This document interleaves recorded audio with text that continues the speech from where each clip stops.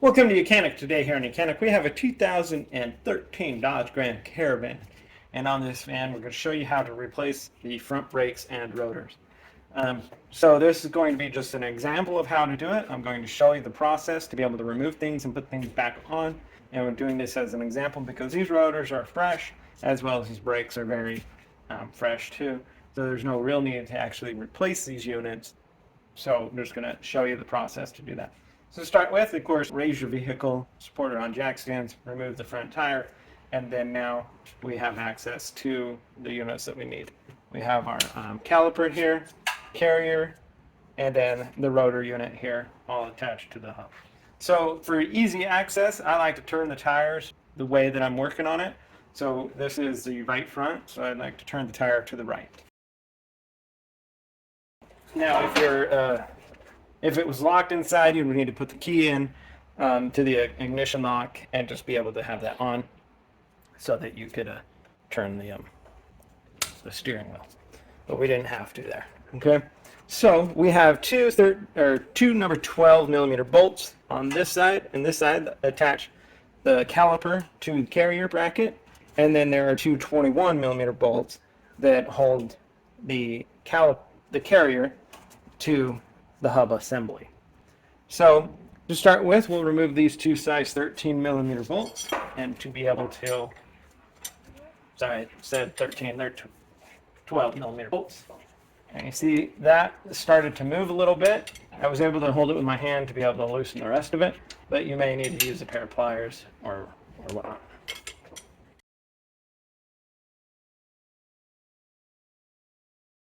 All right, those two bolts undone. Now, to be able to remove our caliper and back it off and remove it. And now if you have a hook or anything, to be able to hang this up here so that we don't have undue stress put on our brake line unit as it hangs there. So have it just hung up here and ready for the rest of the work. Okay, so now we have that removed and sitting up there. Now we have access to be able to remove our brakes and themselves. And we're just going to roll them out of here.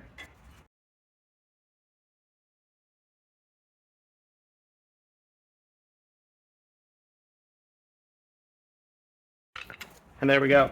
So we've removed the brake pads from the unit. These can go either direction. I mean, there's not one side that they have to be on, just that they, you need to have that right curve with the rotor unit itself. So that's our brake pad removal.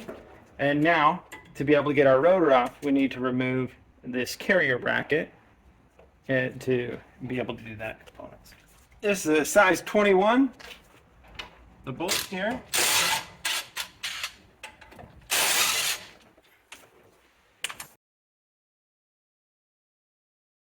So remove the two size 21s, then the carrier bracket can be removed, and we can set that aside. And then your rotor most of the time is going to be fairly stuck on there a lot of times with some corrosion. This one is not, because like I said, these brakes have been replaced fairly recently. So that's something we don't need to worry about right now. So you would just need to maybe use a hammer to be able to knock this rotor off, and then to be able to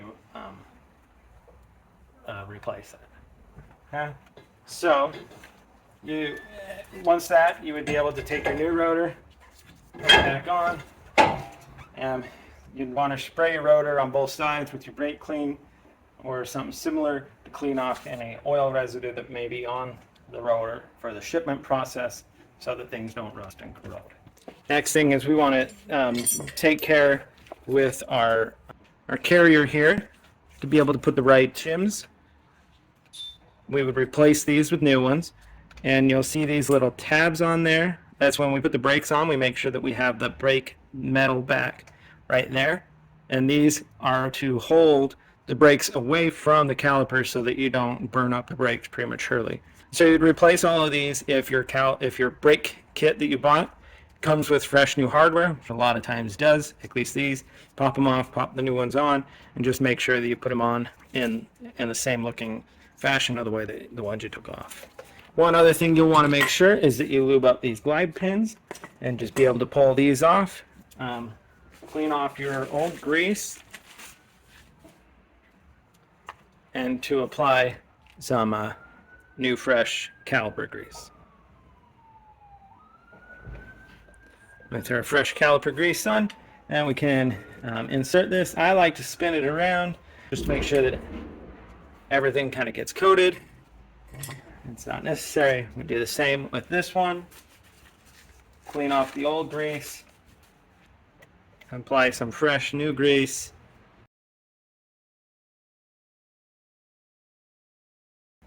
And then be able to reinsert this, spin it around, get that to seal. I like to make sure I have a little bit of grease also on where this thing seals over. It helps them stay on there better, but also provides a barrier for the moisture not to get in there and to cause issues with those rusting up.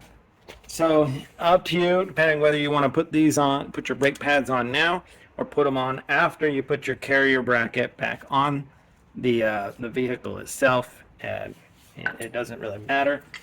Just the only thing we want to make sure is that when we do put them on, let's see, I gotta see. So this be attached this way. When we do put these on, we want to make sure you're gonna kind of pivot them in like this, and then be able to press it down and spin it in.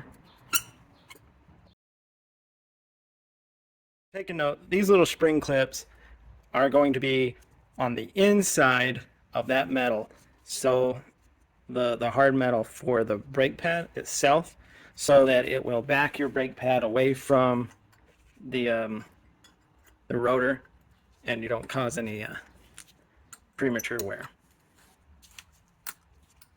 There we go. So we have our carrier basically preloaded and ready that we can put this back on to the vehicle. So if you preloaded it, we can now put this up onto the vehicle. We'll want to squeeze it together, get our rotor to be about in the right location, and then be able to install our 21mm bolts.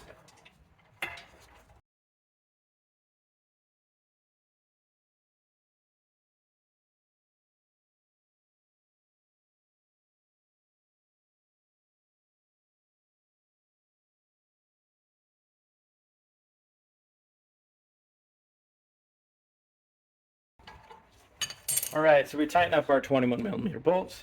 You can just go ahead and squeeze these together just to make sure that everything's tight. And then the next thing that we really need to do is we need to depress the caliper pistons and the caliper unit itself. So whether you're using a caliper pusher tool or a C-clamp, because we have the dual pistons, we want to do our best to keep them kind of evenly distribute the pressure as we push them back.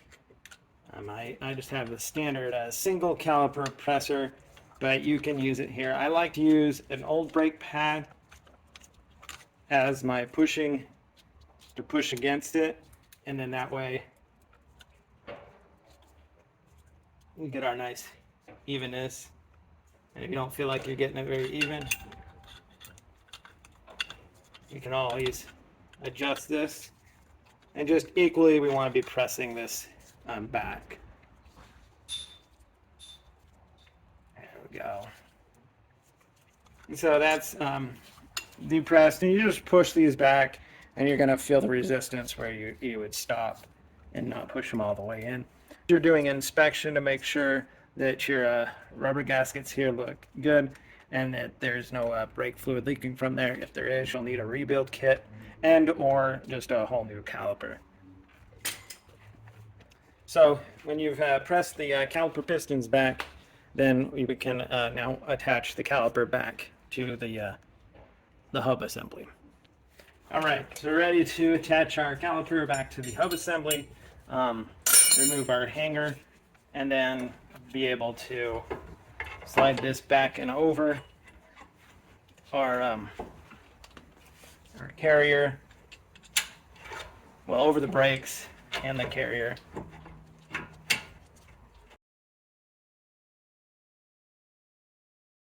To be able to tighten up those number 12 millimeter bolts. And you do have to hold this back a little bit until we get it snugged up. Once it's snug, it most likely should tighten. If not, we'll just have to use a pair of pliers or a large wrench on it.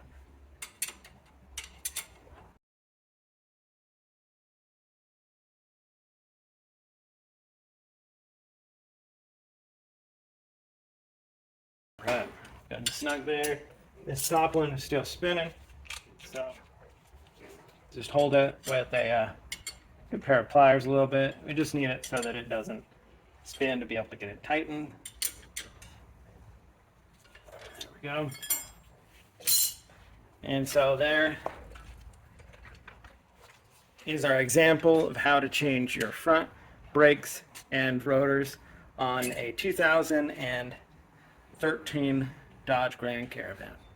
Be able to put your tire back on, torque the tire to spec, and then you pump the brakes a couple times to be able to fill in the void that may be between your brakes and your caliper before you start driving down the road, so that you do have the braking power when you need it.